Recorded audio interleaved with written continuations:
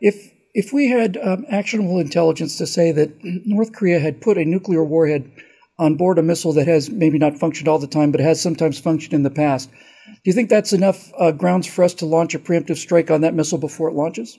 I think what happens is we're looking down from the satellites. We have good intelligence by the South Koreans over just about everything in North Korea. Of course, North Korea has put a lot of their capability underground, right? But still with heat detection monitors, we can look down, see down. So if they light up a convoy coming out to do a mobile launch from a vehicle, or they have an open launch site, we can certainly track that 24 hours a day. And I think at that time, if we saw what we call lighting up some type of a battery of missiles or rockets to launch, then we would take preemptive action to knock it out and destroy it.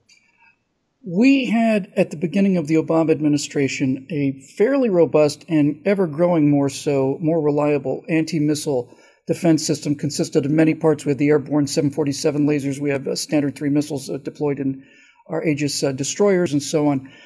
It seemed to me that a lot of that funding was cut. I remember for certain that the 747 laser that would hit a rocket in the boost phase was cut.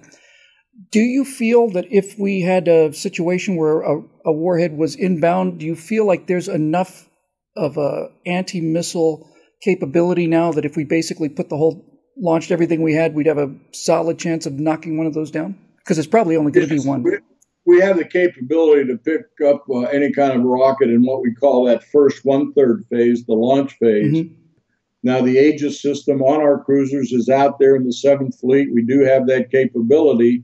Also, they're moving the THAAD missiles over to South Korea, as I understand right now, and they're very effective and have proved even in their test stages to be very, very accurate. So we have a full capability there and intelligence to pick up launches, as I say, when they light up, and to take them out either in the launch phase or the movement to target phase.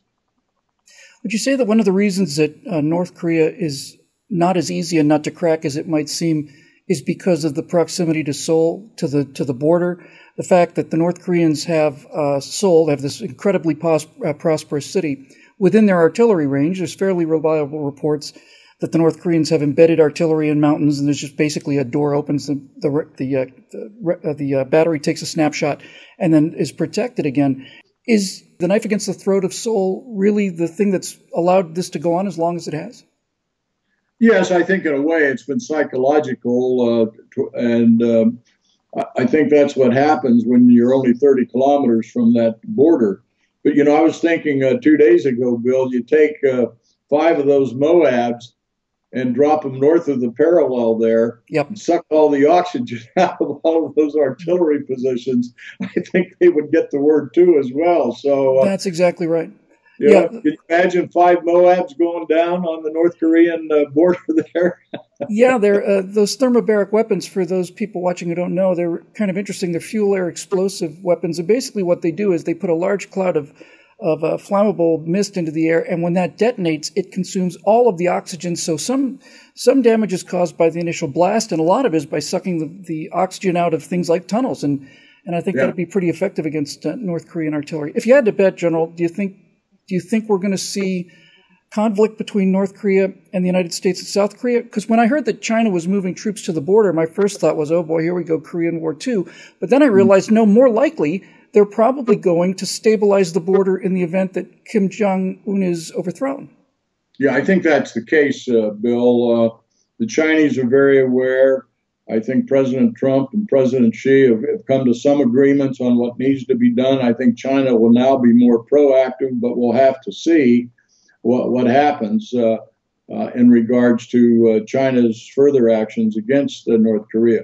But I think their main thrust is to try to get him replaced and move some senior general or some foreign or some minister in there to head the government. I know they're working on that now.